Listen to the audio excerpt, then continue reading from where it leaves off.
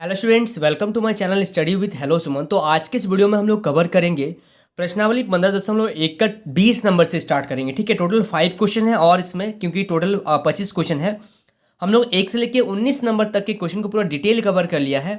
अगर आपने उस वीडियो को नहीं देखा है तो उसका लिंक मैंने डिस्क्रिप्शन में डाल दिया है, आप जाकर उस वीडियो को देख सकते हैं। तो स्टूडेंट्स, अगर आप मेरे चैनल पर नए हैं तो प्लीज़ इस चैनल को सब्सक्राइब करना मत भूलिए। इस वीडियो के नीचे एक सब्सक्राइब बटन दिया हुआ है, उस बटन को प्रेस कीजिए और नोटिफिकेशन को ऑल पे प्रेस करिए ताकि इस तरीके का हर वीडियो का नोटिफिकेशन आप तक पहुंचे।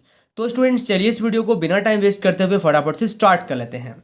देखिए, क्वेश्चन नंबर 20 में जो क्वेश्चन दिया गया है एक डायग्राम के साथ दिया गया है। ध्यान से देखिएगा। मान लीजिए आप एक पासे को आकृति 15.6 में एक आकृति दिया गया है में दर्शाइए, है ना, आयताकार क्षेत्र में या द्विछाया रूप से गिरता है। ठीक है, तो इसकी क्या प्रायिकता है कि वह पासा 1 मीटर व्यास वाले वृत्त के अंदर गिरे। यानी कि एक डायग्राम दिया गया है, आपको एक पासे को फेंकना है। ठीक है, और वो पासा जो गिरेगा वो इस ये जो आपका क्या दिया गया है, वृत्त दिया गया है, वृत्त के व्यास में 1 मीटर व्यास दिया गया है, इसी के अंदर वो पासा गिरे। जैसे आप देखे होंगे मेला में जब आप जाते हैं तो देखते होंगे कि सर्कल बना के बिस्किट वगैरह या फिर नोट रहता है, कुछ गेम हम लोग खेलते हैं, आपको रिंग दिया जाता है, रिंग को आप फेंकते हैं, लेकिन यहाँ पे पासा को फेंकना है और वो पासा आपका इस व्यास में, इस वृत्त के व्यास के अंदर ही गिरना चाहिए। ये क्वेश्चन बोला गया। ठीक है, तो चलिए क्वेश्चन को देखिए अलग तरीके से फ्रेम किया गया। तो सबसे पहले हम लोग यहाँ पे ये लिखते हैं आयताकार भाग का क्षेत्रफल। तो आयत का क्षेत्रफल क्या होता है? आयत का क्षेत्रफल होता है लंबाई गुना चौड़ाई। तो यहाँ पे 3 मीटर इंटू 2 मीटर दिया गया है, यानी कि 6 मीटर स्क्वायर इसका क्षेत्रफल आ गया। अब वृत्त का व्यास, वृत्ताकार भाग का व्यास, तो व्यास यहाँ पे हम लोग को दिया गया है कितना? 1 मीटर दिया गया है। ठीक है, तो व्यास किसको बोलते हैं? ये एक आपका क्या है? वृत्त है, और यहां से ये पूरा जो काट रहा है इसके बीचों बीच से ये पूरा व्यास होता है, और यहां से अगर आधा इस हिस्सा को लेंगे, इस हिस्सा को लेंगे यहां से यहां तक। ठीक है, जैसे ये वृत्त हो गया, वृत्त का जो आधा भाग त्रिज्या कहलाता है, यानी कि व्यास का आधा होता है त्रिज्या। तो अगर हम लोग को यहां से त्रिज्या निकालना है, त्रिज्या हो जाएगा 1/2 मीटर। ठीक है, अब यहां पे एक फॉर्मूला लगेगा, वृत्ताकार भाग का क्षेत्रफल। ठीक है, वृत्ताकार भाग का क्षेत्रफल होता है पाई आर स्क्वायर। वृत्ताकार भाग का क्षेत्रफल पाई आर स्क्वायर, यानी कि पाई का वैल्यू तो आप पाई लिखिए इसको। ठीक है, 22/7 लिखने का जरूरत नहीं है, और आर यानी कि त्रिज्या आपके सामने है 1/2 का स्क्वायर, यानी कि पाई/4। ठीक है, पाई/4 आ गया आपका।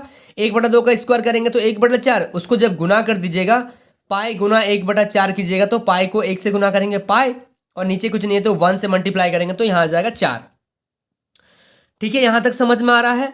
अब हम लोग को यहां पे ये बताना है कि P पासा वृत्त के अंदर, ठीक है, पासा कहां गिरना चाहिए? वृत्त के अंदर गिरेगा। ठीक है, तो वृत्त के अंदर गिरेगा, यानी कि हम लोग का टोटल आयत का पूरा भाग कितना है? 6, और पासा जो है उस वृत्त के अंदर, यानी कि वृत्त का क्षेत्रफल हम लोग पहले निकाल लिए हैं पाई आर स्क्वायर से, पाई/4। ठीक है, तो यानी कि ये आ जाएगा आपका पाई/4 गुना 1/6। इसको सॉल्व कीजिएगा तो नीचे 6 है, नीचे 6 को क्या लिख सकते हैं? 6/1। इसको जब आप ऊपर लेके जाएंगे तो 1/6 हो जाएगा, यानी कि पाई/6 चौका कितना हो जाएगा? 24। तो मतलब हम लोग को ताम झाम क्यों करना पड़ा? क्योंकि हम लोग को इस वृत्त का क्षेत्रफल हम लोग निकालिए, क्योंकि पासा जो गिरेगा वो वृत्त का क्षेत्रफल पे गिरेगा, व्यास पे गिरेगा। ठीक है, तो इसीलिए हम लोग को वृत्त का क्षेत्रफल निकालना पड़ा। और ये जो डायग्राम दिया गया है ये 3 मीटर है और ये 2 मीटर है, तो आयत का क्षेत्रफल हम लोग को निकाल के इसको सॉल्व करना पड़ा। टोटल भाग हम लोग निकाल लिए। ठीक है, ध्यान से देखिएगा तो आप लोगों को समझ में आ जाएगा। चलिए, so students please note down this question. अब हम लोग देख लेते हैं इसमें से आपका 21 नंबर। देखिए, क्वेश्चन नंबर 21 को ध्यान से देखिएगा। इसमें बोला जा रहा है इस क्वेश्चन में कि 144 ब्लैक है ना, सॉरी ब्लैक होगा एक्चुअली में। ठीक है, तो 144 ब्लैक पेन हो, कुछ भी पेन हो, ठीक है, 144 पेन के एक समूह में 20 ब्लॉक पेन जो है खराब है। यानी कि मान लीजिए 144 ब्लैक पेन है, ठीक है, इसको ब्लॉक लिखते हैं हिंदी में। 144 ब्लैक पेन है का एक समूह है जिसमें से 20 ब्लैक पेन जो है खराब है और शेष अच्छे हैं। अगर 144 पेन है जिसमें से 20 हटा दीजिएगा तो बाकी जो आपका बचेगा वो अच्छा ही बचेगा ना। तो आप वही पेन खरीदना चाहेंगे जो अच्छा होगा। ठीक है, मार्केट में अब जा रहे तो अच्छा पेन ही लेना पसंद करेंगे, परंतु खराब पेन आप खरीदना नहीं चाहेंगे। आप अच्छा पेन ही चाहेंगे कि दुकान से हम अच्छा पेन ले, खराब पेन तो लेंगे नहीं। तो दुकानदार इन पेनों में से यादृच्छाया एक पेन निकालकर आपको देता है, यानी कि इसी डब्बा में से आपको एक पेन निकाल के देता है। उस डब्बा में अच्छा और खराब पेन दोनों है। ठीक है, तो इसकी क्या प्रायिकता होगी कि आपको पहला क्वेश्चन दिया गया है आप वह पेन खरीदेंगे और दूसरा है कि आप वह पेन नहीं खरीदेंगे। तो आप इस क्वेश्चन में देखिए डायरेक्टली आपको नहीं दिया गया है कि आपको क्या निकालना है। आपको पूछा जा रहा आप कौन सा पेन खरीदेंगे, तो आप कभी भी पेन अगर खरीदेंगे तो अच्छा खरीदना पसंद करेंगे ना। और सेकंड नंबर क्वेश्चन में बोल रहा है आप वह पेन नहीं खरीदेंगे। कौन सा पेन आप नहीं खरीदेंगे? खराब वाला पेन आप नहीं खरीदेंगे। यानी कि इसमें आपको अच्छा पेन के बारे में बताना है और इसमें खराब पेन के बारे में आपको बताना है। ठीक है, चलिए क्वेश्चन को सॉल्व करते हैं हम लोग, ध्यान से देखिएगा। तो यहां पे बोला गया है कि आप वह पेन खरीदेंगे।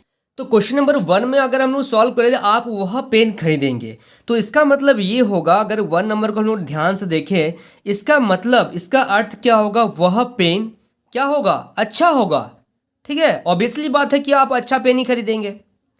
तो अगर हम लोग क्या करें, अच्छे पेन की संख्या निकाली जाए तो कुल पेन आपका कितना है, यानी कि कलम आपके पास है 144 जिसमें से खराब पेन कितना है 20 है, तो 124 पेन जो है वो अच्छा होगा।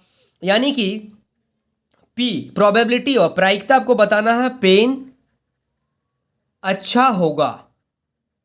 ठीक है, तो अच्छा होगा इसका मतलब क्या है, नीचे होगा आपका कुल पेन की संख्या।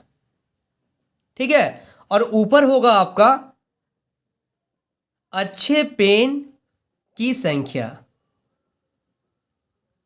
ठीक है, तो नीचे होगा कुल पेन की संख्या यानी कि कुल पेन हो जाएगा 124 और ऊपर होगा अच्छे पेन की संख्या, सॉरी नीचे होगा आपका 144 क्योंकि टोटल पेन आपके पास कितना है 144 पेन है कुल पेन आपके पास। ठीक है, और अच्छे पेन कितना है 124। इसको आप कैंसिल कर दीजिएगा, टू का टेबल से भी आप कैंसिल कर सकते हैं।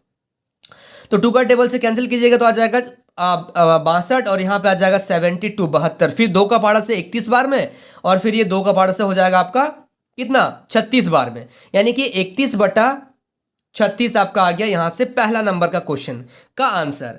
अब सेकंड नंबर क्वेश्चन को अगर हम लोग सॉल्व करें तो सेकंड नंबर में बोला गया है आप वह पेन नहीं खरीदेंगे। तो कौन सा पेन आप नहीं खरीदेंगे, इसका मतलब ये हो रहा है कि वह पेन क्या होगा, खराब होगा, तभी तो आप नहीं खरीदेंगे। ठीक है, तो यहां पे एक चीज मेरे को बताइए कि खराब पेन की संख्या, खराब पेन की संख्या, तो खराब पेन कितना है 20 है। ठीक है, तो चलिए, तो अभी हम लोग को बताना है प्रोबेबिलिटी ऑफ पेन खराब होगा। ठीक है, इसका मतलब क्या होगा, नीचे आ जाएगा आपका कुल पेन की संख्या और ऊपर आपका आ जाएगा खराब पेन की संख्या। ठीक है, समझ में आ रहा आप लोगों को ना सब चीज। ठीक है, अगर क्लियर हो रहा तो लाइक करना मत भूलिएगा और इस वीडियो के एंड में कमेंट जरूर कीजिएगा।